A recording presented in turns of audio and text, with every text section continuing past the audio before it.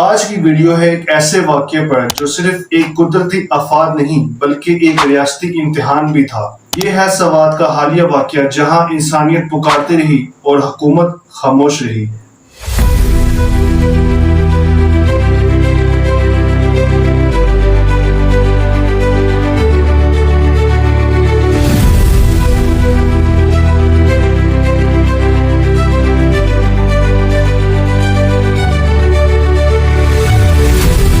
تو دوستو ایک ہی دن میں 15 سے 18 جانیں جو ہیں وہ سیلاب کی نظر ہو گئی، اور وہاں پہ کوئی ریسکیو ٹیم، کوئی ایئر ایمبولنس، کوئی پی ڈی ایم اے، کوئی این ڈی ایم اے اور کوئی ہیلی کاپٹر وہاں ان 18 جانوں کو بچانے نہیں آیا۔ اب ان 18 لوگوں میں بچے بھی شامل تھے، بوڑھے بھی، جوان مرد اور عورتیں بھی۔ اب بات آتی ہے کہ وہ جو 18 لوگ تھے کیا وہ پاکستانی شہری نہیں تھے؟ کیا وہ لوگ ٹیکس ادا نہیں کرتے تھے؟ تو آج اس واقعے سے یہ ثابت ہوتا ہے کہ حکومت کی پریورٹیز کیا ہیں۔ ملک نے رافیل طیارے گرا دیے پاکستان کو بچانے کے لیے، لیکن پاکستان کے اندر پاکستانیوں کو بچانے کے لیے وہ کچھ نہ کر سکا۔ آپ ذرا سوچئے، ہم لوگ جو ہر ایک سانس لینے کا بھی ٹیکس ادا کرتے ہیں، اگر ہم بیمار ہو جائیں تو ہم جو دوائی کھاتے ہیں وہ اس دوائی میں بھی ہم ٹیکس ادا کرتے ہیں۔ ہماری جو روزمرہ کی ضروریات کی اشیاء ہیں، چاہے وہ کھانے کی چیز ہو، چاہے وہ پہننے کی چیز ہو، چاہے وہ استعمال کرنے کی چیز ہو، ہم لوگ ٹیکس ادا کرتے ہیں۔ اگر ہم لوگ دیکھیں تو ہماری بیسک ضروریات میں بجلی، پانی، گیس، ان میں بھی ہم ٹیکس ادا کرتے ہیں۔ ہم ہر ایک چیز میں ٹیکس ادا کر رہے ہیں، تو بات آتی ہے کہ یہ ٹیکس جو ہے یہ استعمال کہاں ہو رہا ہے؟ اگر ہماری جان بچانے کے لیے ٹیکس استعمال نہیں ہو رہا تو ذرا سوچنے کی بات ہے کہ یہ ٹیکس پھر جا کہاں رہا ہے۔ تو دوستو اگر پی ایس ایل کا میچ ہو اور اسٹیڈیم کو سکھانا ہو تو ہیلی کاپٹر منگوایا جا سکتا ہے، ہیلی کاپٹر سے اسٹیڈیم کو سکھایا جا سکتا ہے، لیکن ان 18 لوگوں کی جانیں بچانے کے لیے ہیلی کاپٹر نہیں منگوایا گیا۔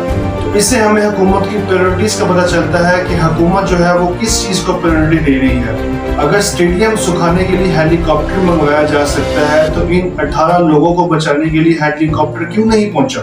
پاکستان میں ہر ایک سرکاری افسر اور وزیر اور مشیر کو پروٹوکول دیا جاتا ہے، اور اس ایک دن کے پروٹوکول میں کروڑوں روپے جو ہے وہ پاکستان میں خرچ ہوتے ہیں، اور یہ سارا پروٹوکول ہے آپ سب کے سامنے ہے جو آپ لوگ روز دیکھتے ہیں۔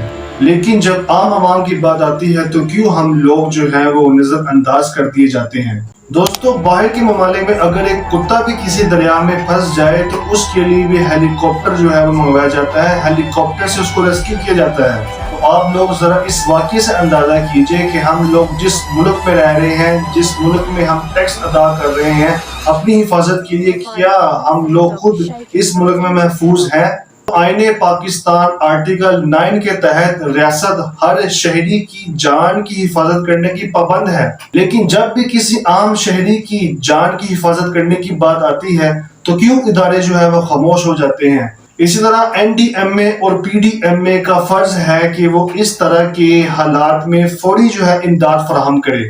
اگر یہ امداد فراہم نہیں کرتی تو یہ قانون کی خلاف ورزی کرتے ہیں، اور یہ جو واقعہ پیش آیا یہ سراسر جو ہے وہ انتظامیہ کی اور حکومت کی غفلت ہے، اور اگر غفلت سے کسی کی موت واقع ہو جائے تو اس کے اوپر سیکشن 304A جو ہے وہ لاگو ہوتی ہے، اور اس کی سزا جو ہے وہ 5 سال تک ہوتی ہے یا جرمانہ ہو سکتا ہے۔ اسی طرح کوئی سرکاری ملازم اپنا قانونی فرض جو ہے وہ پورا نہ کرے تو اس کے اوپر سیکشن 166 جو ہے وہ لاگو ہوتی ہے، اور اس کی سزا جو ہے وہ 1 سال تک قید یا جرمانہ یا دونوں ہو سکتی ہیں۔ اسی طرح حکومت اگر ناکام ہو جائے تو عدالت جو ہے وہ بھی ایکشن کر سکتی ہے۔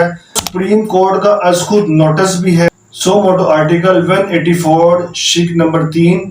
اگر حکومت جو ہے وہ ناکام ہو جاتی ہے تو عدالت جو ہے وہ از خود کارروائی کر سکتی ہے۔ تو بات پھر وہی آ جاتی ہے، جس طرح ٹیکس جو ہے وہ عام عوام پر لاگو کیے جاتے ہیں، اسی طرح کیا یہ سیکشن بھی صرف عام عوام پر ہی لاگو کیے جائیں گی؟ کیا ان سیکشن کو بنانے کا مقصد صرف عام عوام کو تنگ کرنا اور عام عوام کو جو ہے وہ قابو میں رکھنا ہے؟ کیا اس سے جو ہماری ہائی اتھارٹیز ہیں، جو سرکاری جو ہمارا سر ملک کا نظام چلا رہی ہے، کیا ان سیکشن سے وہ بری ذمہ ہے؟ امید ہے آپ کو آج کی ویڈیو پسند آئی ہوگی. اپنے خیالات کا اظہار کامنٹ میں ضرور کیجیے گا. ملتے ہیں انشاءاللہ اگلی ویڈیو میں. اللہ حافظ.